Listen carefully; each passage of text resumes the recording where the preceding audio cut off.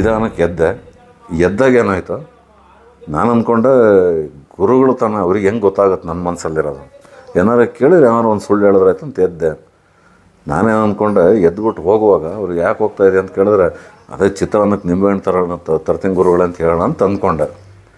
ನಾನು ಎದ್ದು ಕೂಡಲೇ ಹೇಳೋದು, ನಿಂಬೆಹಣ್ಣು ಮನಲೇ ಇದೆ, ಏನು ತೊಂದರೆ ಇಲ್ಲ, ಯಾರೂ ತರೋದು ಬೇಕಾಗಿಲ್ಲ, ನೀನು ಕೂತ್ಕೋ ಅಂತ ಸುಮ್ಮನೆ ಕೂತ್ಕೊಂಡ್ಬಿಟ್ಟೆ ಮಾತಾಡ್ದಂಗೆ. ಅಲ್ಲಿಗೆ ಮುಗೀತು.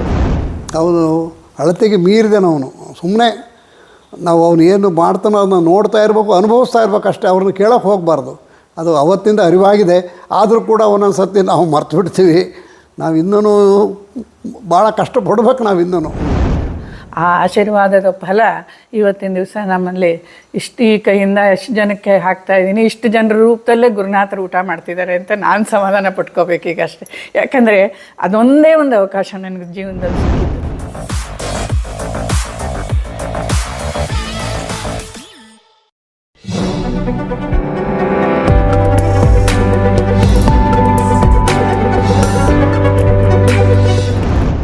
ಅಲ್ಲಿಂದ ನನಗೆ ವೆಂಕಟಾಚಲ ಗುರುಗಳ ಬಗ್ಗೆ ಒಂದು ಆಸಕ್ತಿ, ಭಕ್ತಿ ಅನ್ನೋದಕ್ಕಿಂತ ಆಸಕ್ತಿ ಶುರು ಆಯ್ತು ನನಗೆ.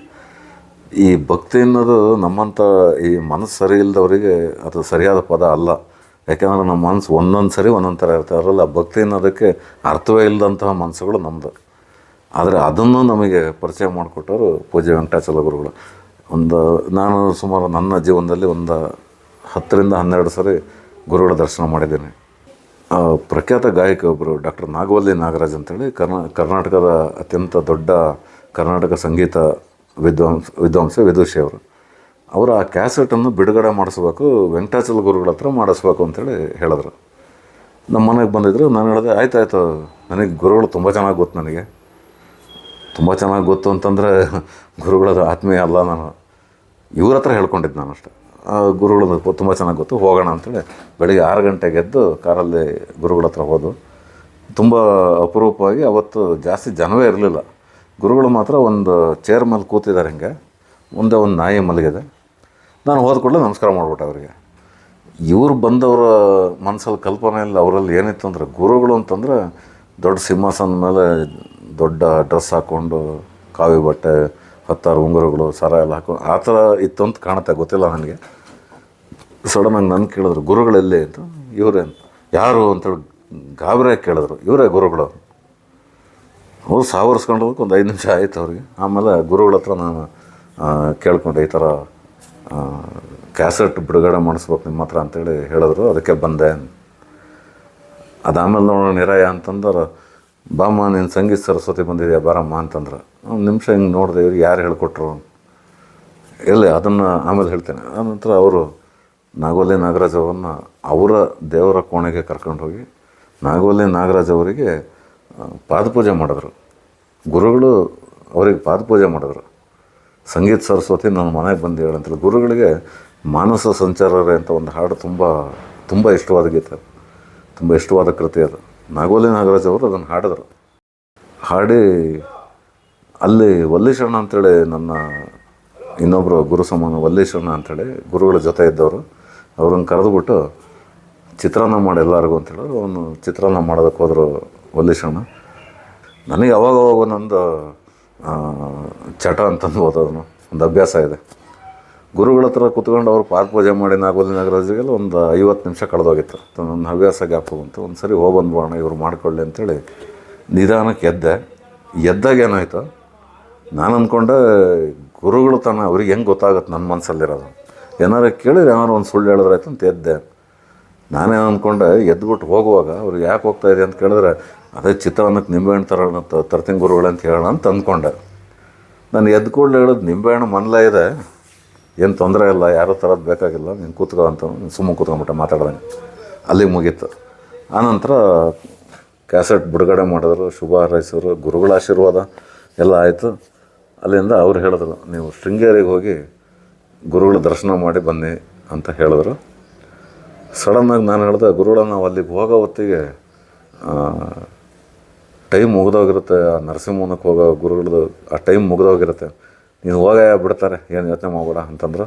ಕಾರಿಗೆ ಸುಮಾರು ತರಕಾರಿಗಳನ್ನೆಲ್ಲ ತುಂಬಿಸಿದ್ರು, ಗುರುಗಳಿಗೆ ಕೊಡಿ ಅಂಥೇಳಿ. ನನ್ನ ಕೈಗೊಂದು ಅಡಿಕೆ ಪಟ್ಟೆ ಒಂದು ಕಟ್ಟಿ ಕೊಟ್ಟರು, ಬಿಲ್ ಪತ್ರ ಇಟ್ಟು, ಇದನ್ನು ಗುರುಗಳ ಮುಂದೆ ಇಟ್ಬಿಡು ಅಂತ ಹೇಳ್ಬಿಟ್ಟು ಕೊಟ್ಟರು. ಇಟ್ಕೊಂಡು ಹೊರಟು. ಅಲ್ಲಿ ಹೋಗೋ ಹೊತ್ತಿಗೆ ನರಸಿಂಹನಕ್ಕೆ ಹೋಗೋಂಥ ಟೈಮ್ ಮುಗಿದೋಗಿತ್ತು.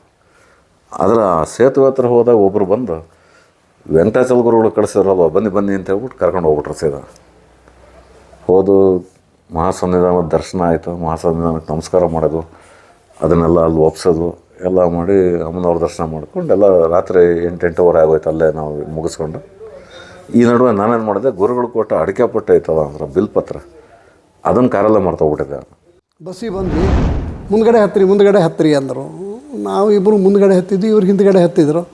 ಹತ್ತಿ ಟಿಕೆಟ್ ಕೊಡೋಕ್ಕೆ ನಾನು ದುಡ್ಡು ತಗೊಂಡು ಕೊಡೋಕ್ಕೆ ಹೋದರೆ ಆ ಕಂಡಕ್ಟ್ರು ಅಲ್ಲಿ ತಾತ ಕೊಟ್ಬಿಟ್ರು ಅಂದರು. ಯಾವ ತಾತಪ್ಪ ಅಂದರೆ ಅವ್ರನ್ನ ತೋರಿಸ್ತಾರೆ. ಅವ್ರು ನಾವು ಟಿಕೆಟ್ ತಗೊಂತೀವಿ ಅಂದರೆ ಇಲ್ಲ ನಾನು ತಗೊಂಡಿದ್ದೀನಿ ಆಗಲೇ, ನಡಿ ಅಂದ್ಬಿಟ್ರು. ಅದ್ರ ದುಡ್ಡು ಎಲ್ಲಿತ್ತು ಅಂತ ನಮಗೆ ಆಶ್ಚರ್ಯ ಆಗೋಯ್ತು. ಅವ್ನು ಕಂಡಕ್ಟ್ರ್ ಕೊಟ್ಟಿದ್ದಾನೆ ಅಂದ್ಬಿಟ್ಟ. ಇದು ಯಾವುದು ಅನ್ನೋದೇ ನಮಗೆ ಗೊತ್ತಾಗಲ್ಲ. ಅವನು ಮನೆಯಿಂದ ಹೊರಡ್ಬೇಕಾದ್ರೂ ದುಡ್ಡು ತಂದಿರಲಿಲ್ಲ. ಆಮೇಲೆ ಪಂಚಾಯತ್ ಕಟ್ಟೋಕ್ಕೂ ದುಡ್ಡು ಜಾಗನೂ ಇಲ್ಲ, ಕಟ್ಟಲೂ ಇಲ್ಲ, ಕಟ್ಕೊಂಡು ಇರಲಿಲ್ಲ. ಬೇಕಾದಷ್ಟು ಸರ್ತಿ ಆ ಥರ ಆಗೋಗಿದೆ. ಅವ್ರೇನು ಪಂಚಾಯತ್ ತೆಗೆದು ಕೊಡ್ತಾರಷ್ಟೇ ಹೊರತು ಯಾವುದೂ ಇಟ್ಕೊಂಡಿರೋದಿಲ್ಲ. ಅಂಥದ್ದಲ್ಲಿ ಬಸ್ಸಿಗೆ ದುಡ್ಡು ಕೊಟ್ಕೊಂಡು ಕರ್ಕೊಂಡು ಬಂದರು. ಅದು ಯಾವ ಥರದಲ್ಲಿ ನಾವು ಅವ್ರನ್ನ ಇದು ಮಾಡಬೇಕು ಅಂತ ಗೊತ್ತಾಗಲ್ಲ.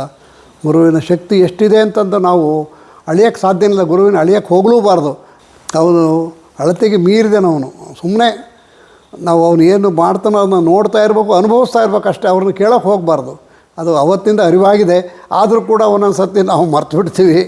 ನಾವು ಇನ್ನೂ ಭಾಳ ಕಷ್ಟಪಡ್ಬೇಕು ನಾವು ಇನ್ನೂ. ಅಂಥ ಗುರು ನನಗೆ ಭಾಳ ಸಂತೋಷ ಆಗ್ತಾಯಿದೆ. ಮತ್ತು ಯಾವ ಜನ್ಮದ ಒಂದು ಇದು ಅನ್ನೋದು ಗೊತ್ತಿಲ್ಲ. ಇವತ್ತು ಕೈ ಹಿಡಿದು ನಡೆಸ್ತಾ ಇದ್ದಾರೆ. ಅವರೇ ಕೈ ಹಿಡ್ದಿರೋದು, ಇನ್ಯಾರೂ ಇಲ್ಲ. ಅವ್ರು ಕೈ ಹಿಡಿದು ನಡೆಸ್ತಾ ಇದ್ದಾರೆ. ನನಗೆ 2013ರಲ್ಲಿ 12ರಲ್ಲಿ ಆಕ್ಸಿಡೆಂಟ್ ಆಗೋಗ್ಬಿಡ್ತು. ಆಕ್ಸಿಡೆಂಟ್ ಆಗಿ ಶಿವಮೊಗ್ಗ ಆಸ್ಪತ್ರೆಗೆ ಕರ್ಕೊಂಡು ಹೋದರೆ ಗುರುನಾಥರು ಇದ್ದರು ಅವಾಗ. ಅವರು ಯಾರನ್ನ ಬೇರೆಯವ್ರು ಕಳಿಸಿದ್ರು. ಅವ್ರು ಯಾರು ಅಂತ ನಮಗೆ ಗೊತ್ತಾಗಲಿಲ್ಲ. ವಿರಜಾನಂದರು, ಶ್ರೀಕಾಂತ್ ಗುರುಗಳು, ವಿಶ್ವನಾಥ ಶಾಸ್ತ್ರಿಗಳು ಎಲ್ಲರೂ ಆಸ್ಪತ್ರೆಗೆ ಬಂದರು.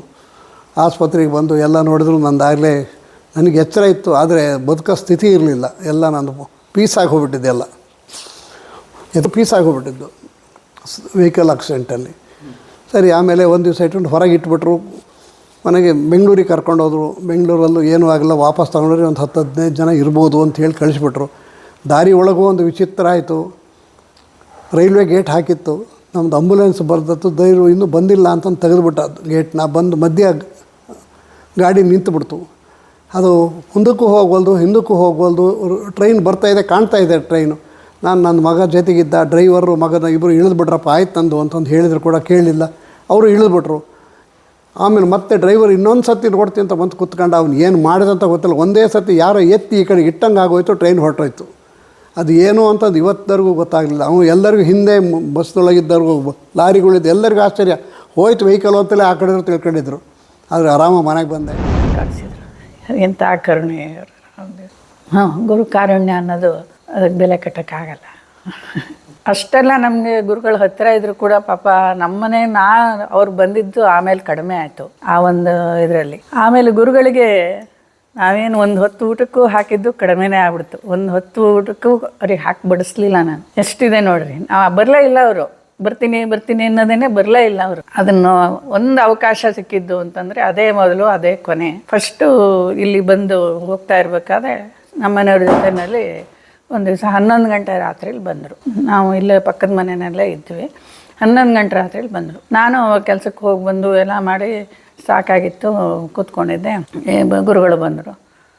ಇವ್ರನ್ನ ಬೇರೆ ಕರ್ಕೊಂಬಂದ್ರಲ್ಲ, ಈಗ ಇಷ್ಟೊತ್ತಿನಲ್ಲಿ ಏನು ಮಾಡಾಕೋದು, ಈ ಊಟಕ್ಕೆ ಹಾಕು ಅಂತ ಹೇಳ್ತಾರೆ ಅಂತ ಅಂದ್ಕೊಂಡು ನಾನು ಇದು ಮಾಡಿದೆ. ಅವಾಗ ಬಂದರು. ಒಳಗಡೆ ಬಂದು ಅವರು ಊಟಕ್ಕೆ ಇರ್ತಾರೆ, ಊಟಕ್ಕೆ ಇದು ಮಾಡು. ನನಗೆ ಇಷ್ಟೊತ್ತಿನಲ್ಲಿ ಬಂದು ಇದು ಮಾಡ್ತಾಯಿದ್ದಾರೆ, ನಂಗೆ ಬೇರೆ ಸುಸ್ತಾಗಿದೆ. ನಮ್ಮ ಇದು ಯೋಚನೆ ನಮ್ಮದೆಲ್ಲ ಕ್ಷುಲ್ಲಕ ಯೋಚನೆ. ಹಿಂಗೆ ಯೋಚನೆ ಮಾಡಿದೆ. ಆಯಿತು ಅಂತಂದು ತಟ್ಟೆ ಇಟ್ಟು ಊಟಕ್ಕೆ ಬಿಡಿಸ್ದೆ. ಒಂದೇನೋ ಒಂದು ಸೌತೆಕಾಯಿತು, ಒಂದು ಗೊಜ್ಜು ಏನೋ ಒಂದು ಮಾಡಿದೆ. ನಮಗೆ ಅಂತಂದು ನಾವೇನು ಇದು ಮಾಡ್ಕೊಂಡಿಲ್ಲ, ಅದನ್ನೇ ಬಡಿಸೋಣ ಅಂತಂದು ಬಡಿಸ್ದೆ. ಸರಿ, ಊಟಕ್ಕೆ ಸೌತೆಕಾಯಿ ಗೊಜ್ಜನ್ನು ಹಾಕ್ಬಿಟ್ಟು ಅನ್ನ ಎಲ್ಲ ಬಡಿಸ್ದೆ, ಎಲ್ಲ ಇದು ಮಾಡಿದೆ. ಅಲ್ಲೊಂದು ಮೂಲೆಲ್ಲ ಇಟ್ಟಿದೆಯಲ್ಲ, ತಗೊಂಬ ಸೊಪ್ಪಿನ ಹುಳಿನ. ಅವ್ರಿಗೇನು ಗೊತ್ತು ಮೂಲೆಯಲ್ಲಿ ಸೊಪ್ಪಿನ ಹುಳಿಗಿದೆ ಅಂತ. ನಾನು ಅದು ಹಿಂದಿನ ದಿವಸದ ಹುಳಿ, ನಾವೇ ಗಂಡ ಹೆಂಡ್ತಿ ಇಬ್ಬರಿದ್ದವರಿಗೆ ಅಂತ ಅದನ್ನೇ ಬಿಸಿ ಮಾಡಿ ಅಲ್ಲಿ ಇಟ್ಟಿದ್ದೆ. ಇವರಿಗೆ ಅಂತ ಫ್ರೆಶ್ ಮಾಡಿರೋಂಥ ಸೌತೆಕಾಯಿ ಗೊಜ್ಜು ಮಾತ್ರ ಹಾಕಿದ್ದೆ. ಅದನ್ನು ತೊಗೊಂಬ ಅಂದರು. ನಂಗೆ ಆಶ್ಚರ್ಯ ಆಗೋಯ್ತು. ಅವ್ರಿಗೆ ಹೆಂಗೆ ಗೊತ್ತು ಅಲ್ಲಿ ಮೂಲೆನಲ್ಲಿದ್ದಂಥ ಸೊಪ್ಪಿನ ಹುಳಿ, ತಂಗಳು ಹುಳಿ ಬಿಸಿ ಮಾಡಿಟ್ಟಿದ್ದು ಅಂತ. ಅಯ್ಯೋ ಅದು ರಾತ್ರಿ ತಗೊಂಬನ್ನ ಅಂದರು. ಸರಿ ಅಂತ ಅದನ್ನು ತೊಗೊಂಡು ಬಡಿಸ್ದೆ ಕೊನೆಗೆ. ಅದೇ ಒಂದೇ ಒಂದು ಅವಕಾಶ. ಅದಕ್ಕೆ ಅವತ್ತು ಏನು ಒಂದು ತುತ್ತು ಈ ಕೈ ಊಟಕ್ಕೆ ಹಾಕಿ ಅವರಿಗೆ ಇದಾಯಿತೋ ಅದರಿಂದ ಇವತ್ತಿನ ದಿವಸ ನಮ್ಮನ್ನು ಇಷ್ಟು ನಡೆಸ್ಕೊಡ್ತಾ ಇದ್ದಾರೆ. ಇದು ಒಂದು ಗುರುಕಾರಣ್ಯಕ್ಕೊಂದು ಉತ್ತಮವಾದಂಥ ಒಂದು ಜನ್ಮಾಂತರಕ್ಕೂ ಅವ್ರು ಹೇಳ್ತಾ ಇದ್ದು. ಗುರುನಾಥರು ಅವತ್ತಿನ ದಿವಸ ಊಟಕ್ಕಿಲ್ವ ಅಂತ ಬಂದು ನಾನು ಹಾಕಿರೋ ಆ ಒಂದು ತುತ್ತು ಊಟ ನಾವು ಊಟ ಮಾಡಿ ಮಹಾನ್ ತೃಪ್ತಿ ಪಟ್ಬಿಟ್ರು ಅಂತ ಕಾಣುತ್ತೆ. ಯಾಕಂದರೆ ಅವರೇ ಪರಮೇಶ್ವರ, ಇನ್ಯಾರು ಬೇರೆ ಅಲ್ಲ. ನಾವು ಅರ್ಥಕೊಂಡಿರಲಿಲ್ಲ ಅಷ್ಟೇ. ಅಷ್ಟೊಂದು ತೃಪ್ತಿ ಪಟ್ಟು ಅವರು ಇದು ಮಾಡಿದ್ರು, ನಮ್ಮನ್ನು ಆಶೀರ್ವಾದ ಪಡಿಸಿದ್ರು. ಆ ಆಶೀರ್ವಾದದ ಫಲ ಇವತ್ತಿನ ದಿವಸ ನಮ್ಮಲ್ಲಿ ಈ ಕೈಯಿಂದ ಎಷ್ಟು ಜನಕ್ಕೆ ಹಾಕ್ತಾಯಿದ್ದೀನಿ, ಇಷ್ಟು ಜನರ ರೂಪದಲ್ಲೇ ಗುರುನಾಥರು ಊಟ ಮಾಡ್ತಿದ್ದಾರೆ ಅಂತ ನಾನು ಸಮಾಧಾನ ಪಟ್ಕೋಬೇಕೀಗ ಅಷ್ಟೇ. ಯಾಕಂದರೆ ಅದೊಂದೇ ಒಂದು ಅವಕಾಶ ನನಗೆ ಜೀವನದಲ್ಲಿ ಸಿಕ್ಕಿದ್ದು. ಆಮೇಲಿಂದ ನಾನು ಏನೇ ತಗೊಂಡು ಹೋಗಲಿ ಮಾಡಲಿ ಅದನ್ನು ಕೊಡೋಕೆ ಆಗ್ತಿರ್ಲಿಲ್ಲ ಅವ್ರ ಕೈಲಿ. ಎಲ್ಲ ಹಂಚಿಬಿಡ್ತಿದ್ರು ಅಥವಾ ಏನೋ ಒಂದು ಊಟಕ್ಕೆ ಅಂತ ನಮ್ಮನ್ನು ಕೈಯಿಂದ ಮಾಡಿ ಹಾಕಿದ್ದು ಏನೂ ಇಲ್ಲ, ನಮ್ಗೆ ಅವಕಾಶವೇ ಸಿಕ್ಕಲಿಲ್ಲ. ಅದೊಂದೇ ಅವಕಾಶ ನನಗೆ. ಈಗ ನನಗೆ ಈಗ ಶ್ರೀಕಾಂತಾನಂದರು ಬಂದರು, ಅವ್ರಿಗೇನೋ ಒಂದು ಮಾಡಿ ಹಾಕಿದ್ವಿ, ಗುರುನಾಥ ವಿರಜಾನಂದರಿಗೆ ಮಾಡಿ ಹಾಕಿದ್ವಿ, ಎಲ್ಲ ಮಾಡಿದ್ವಿ. ಆದರೆ ಆ ಗುರುನಾಥರಿಗೆ ಮಾಡಿ ಹಾಕಿದ್ದಕ್ಕೆ ಅವಕಾಶ ಒಂದೇ ಒಂದು ಸರ್ತಿ. ಅದು ಅಂಥ ಒಂದು ಊಟ ಹಾಕಿದ್ರು ಕೂಡ ಅದಕ್ಕೆ ಅವರು ಇಷ್ಟು ನಮ್ಮನ್ನು ಕಾಯ್ತಾ ಇದ್ದಾರೆ. ಅವ್ರು ಹೇಳ್ತಾಯಿದ್ರು, ನಾನು ಆ ಮನೆಯಲ್ಲಿ ಒಂದು ಲೋಟ ಹಾಲು ಕುಡಿದ್ರು ಕೂಡ 7 ಜನ್ಮಕ್ಕೂ ಕಾಯ್ಬೇಕು ಕಣಪ್ಪ ಅಂತ ಇದ್ರು. ಅಂಥದ್ದು ನನಗೆ ಈ ಕೈಲಿ ಊಟ ಮಾಡಿದರು. ಆ ಊಟ ಮಾಡಿದ್ದಕ್ಕೆ ಇವತ್ತಿನ ದಿವಸ ಇಷ್ಟು ಜನಕ್ಕೆ ಅನ್ನ ಹಾಕೋ ಶಕ್ತಿ ಕೊಟ್ಟರು, ನಮ್ಮ ಮನಸ್ಸಿನ ತಾಪ ಕಳೆದ್ರು, ನಮ್ಮನ್ನು ಈ ಒಂದು ಪುಣ್ಯ ಸ್ಥಿತಿ ಒಳಗೆ ಇಟ್ಟಿದ್ದಾರೆ.